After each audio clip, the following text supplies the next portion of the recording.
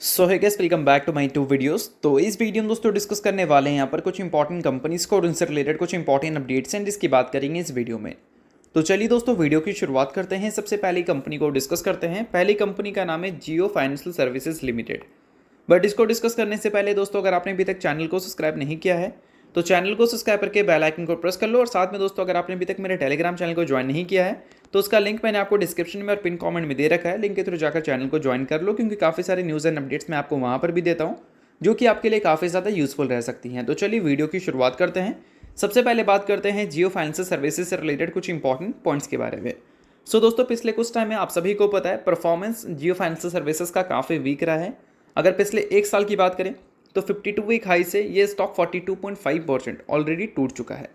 अब ये गिरावट का one of the biggest reason अगर आप लेना चाहें तो वो ले सकते हैं इसके स्टॉक पी का, यानी कि प्राइस टू अर्निंग मल्टीपल्स। अब आप सभी को पता है कि जियो फाइनेंशियल सर्विसेज जब लिस्ट हुई थी तब उस टाइम इसकी हाइप बहुत ज़्यादा बनती हुई दिखी थी। और किसी भी न्यूली लिस्टेड कंपनी का अगर हाइप बनता है तो इसका मतलब है कि उसके वैल्यूशंस आपको ज़्यादा ही देखने को मिलेंगे क्योंकि मैक्सिमम लोग उसमें जुड़ने में इंटरेस्टेड होते हैं और किसी भी पी पे उसको खरीदने के लिए रेडी होते हैं। अब ऐसे टाइम पे सबसे बड़ा प्रॉब्लम ये है कि उसके आने वाले क्वार्टर की अर्निंग्स अगर ख़राब रिपोर्ट हो गए तो वो वैल्यूएशन सस्टेन हो पाना काफ़ी मुश्किल होता है। बट फिर भी जियो फाइनेंशियल सर्विसेज का वैल्यूएशन लगातार अगर देखा जाए तो सस्टेन हो भी रहा था। क्यों? क्योंकि ये रिलायंस इंडस्ट्रीज़ की कंपनी थी इस वजह से। और आप सभी ने हिस्ट्री में देखा ही है कि रिलायंस इंडस्ट्रीज जब भी किसी बिजनेस में उतरती है तो उस बिज़नेस का अच्छा खासा मार्केट शेयर लेने में उनको कोई बड़ा प्रॉब्लम होता नहीं है क्योंकि अच्छे खासे पैसे हैं उनके पास। एग्जाम्पल के तौर पर जियो टेलीकम्युनिकेशन, रिलायंस रिटेल, जो कि आप देख ही सकते हो। अब जियो फाइनेंशियल सर्विसेज मार्केट में उतरी, उम्मीद था कि एक बड़ा मार्केट ये लेकर रहेगी। बट जब से लिस्टिंग हुआ है तब से लेकर अब तक अगर रिकॉर्ड देखोगे तो नंबर्स के हिसाब से अगर हम देखें तो कहीं से भी वो नंबर ऐसा रिपोर्ट नहीं हुआ है कि इसके करंट वायलेशन को वो जस्टिफाई कर सके। इसके ईपीएस देखा जाए तो वो लगातार साइडवेज परफॉर्म किए हैं और एक टाइम पे जो 150 के पी के आसपास ये कंपनी ट्रेड कर रही थी वो गिरकर करीब 90 के पी के आसपास ट्रेड कर रही है।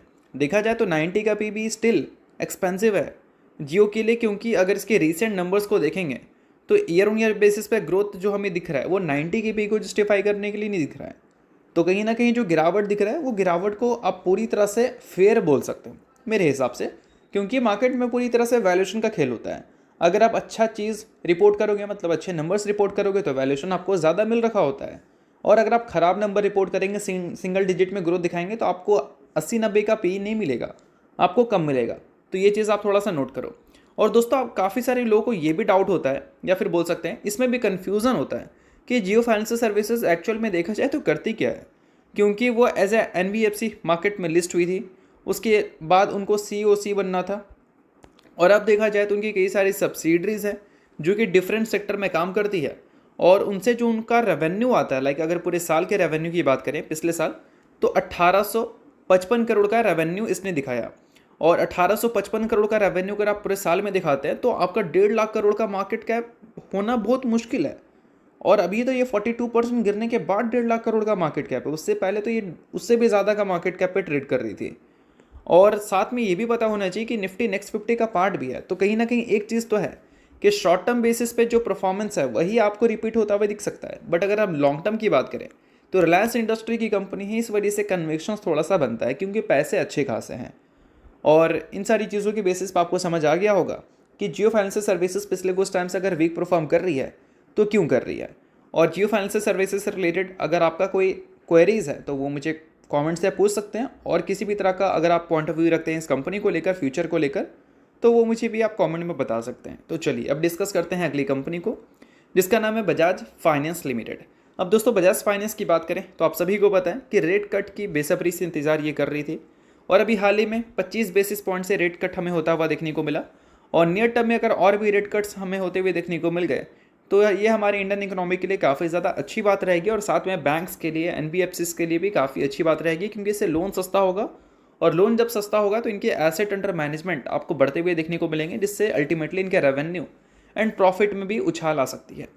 अब वो सारी चीज़ें तब हो सकती है जब रेट कट्स हमें फटाफट देखने को मिले। अब रेट कट अगर फटाफट करना है तो कहीं ना कहीं उसके लिए इन्फ्लेशन को फटाफट नीचे आना पड़ेगा। और इन्फ्लेशन को अगर नीचे लाना है तो एक चीज़ ही ला सकता है और वो है रशिया यूक्रेन क्राइसिस। अब देखो आप सभी को पता है कि रशिया यूक्रेन क्राइसिस के बाद आपने देखा था कि रशिया के जो ऑयल इंपोर्ट्स हैं, सॉरी ऑयल एक्सपोर्ट्स हैं, उसके ऊपर यूएस ने कई सारे सैंक्शंस लगाई थी, जिस वजह से यूरोप में हमें एनर्जी क्राइसिस भी देखने को मिला था। ग्लोबली अगर हम बात करें तो क्रूड ऑयल क्राइसिस भी देखने को मिला था। क्रूड ऑयल का प्राइस $140 पर बैरल तक चला गया था। फिर क्या हुआ कि वो मार्केट थोड़ा सा कूल डाउन हुआ, केमिकल कंपनीज लगातार बिखर गई उस पीरियड में, और अभी भी देखा जाए तो केमिकल सेक्टर काफ़ी ज़्यादा परेशान है। तो अभी क्या सिनेरियो निकल के आ रही है कि यूएस और रशिया के बीच में बातचीत हो रही है regarding mutual opportunity of end to Ukraine war, यानी कि यूक्रेन वॉर को ख़त्म करने के लिए यूएस और रशिया बातचीत की है और उसके लिए वो एग्री कर चुकी है। सिंपल सी बात है कि यूक्रेन वॉर अब आपको ख़त्म होता हुआ दिख रहा है, और इससे अगर एक मैसिव इम्पैक्ट देखने को मिला क्रूड ऑयल के प्राइसेस पे, लाइक क्रूड ऑयल का प्राइस अगर देखा जाए ब्रेंट क्रूड ऑयल तो $76 पर बैरल पे ट्रेड कर रहा है। अगर इसमें कोई ह्यूज क्रैश देखने को मिलता है तो इससे हमारे इंडिया के लिए भी काफ़ी अच्छी बात होगी, चाइना के लिए भी काफ़ी अच्छी बात होगी, क्योंकि हम जो बोल सकते हैं क्रूड ऑयल टोटल यूज़ करते हैं उसका 85% हम इंपोर्ट करते हैं, और रशिया से भी हम कुछ लेते हैं, बट मैक्सिमम जो क्रूड ऑयल हम लेते हैं बाहर से वो इसी प्राइस रेंज के आसपास लेते हैं। रशिया हमें डिस्काउंट देती है, बट पूरा क्रूड ऑयल हम रशिया से नहीं लेते हैं, क्योंकि हमें एक दूसरे से रिलेशन ख़राब नहीं करना। लाइक रशिया से हमारा रिलेशन अच्छा है, गल्फ कंट्री से भी हम काफ़ी ज़्यादा क्रूड ऑयल लेते हैं, तो उनसे अगर नहीं लेंगे, सिर्फ रशिया से लेंगे तो रिलेशन ख़राब हो सकती हैं।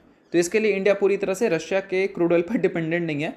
बट अगर क्रूड ऑयल के प्राइसेस में ह्यूज फॉल हमें देखने को मिल गया, लाइक अच्छी खासी गिरावट हो गई, $60 पे आ गया, $50 पे आ गया, फॉर एग्जांपल, होता है तो अच्छी बात है, नहीं हुआ तो कोई बात नहीं। तो उस केस में क्या है कि हमारे इंडियन इकोनॉमी को भी उससे बूस्ट मिल सकता है, चीज़ें थोड़ी सस्ती होंगी तो कंजप्शन हमें बढ़ता हुआ दिखेगा, हमारी जीडीपी में एक अच्छी ग्रोथ दिख सकती है, और इसके साथ मार्केट के लिए भी अच्छी बात रहेगी। और इसके अलावा आरबीआई भी रेट कट्स पे थोड़ा ज़्यादा ध्यान दे सकता है। और इन सारी चीज़ों के बाद क्या होगा, अल्टीमेटली बजाज फाइनेंस जैसी कंपनीज़, बैंक जैसी कंपनीज़ या बैंक जैसे स्टॉक्स के पास ज़्यादा पैसा आएगा, और उस वजह से उनके रेवेन्यू एंड प्रॉफिट्स आपको थोड़े बेटर देखने को मिलेंगे। तो आपको क्या लगता है कि आने वाले कल में क्रूड ऑयल के प्राइसेस में क्या इफेक्ट देखने को मिलेगी, वो मुझे आप चाहो तो कमेंट कर सकते हो।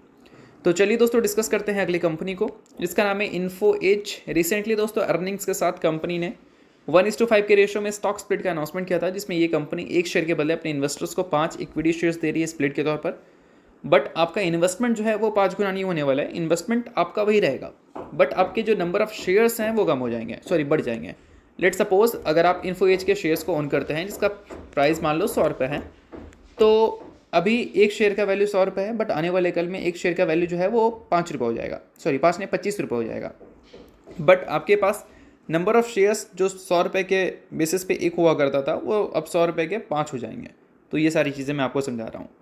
सॉरी 25 नहीं होगा, वो 20 होगा, ठीक है। तो चलिए दोस्तों ये सारी कुछ इंपॉर्टेंट न्यूज़ थी, कुछ इंपॉर्टेंट कंपनीज़ को लेकर जिसकी बात की हमने इस वीडियो में। होप करता हूँ वीडियो आपको अच्छा लगा होगा। लाइक कीजिए, पहली बार सब्सक्राइब कीजिए। वीडियो देखने के लिए बहुत बहुत शुक्रिया।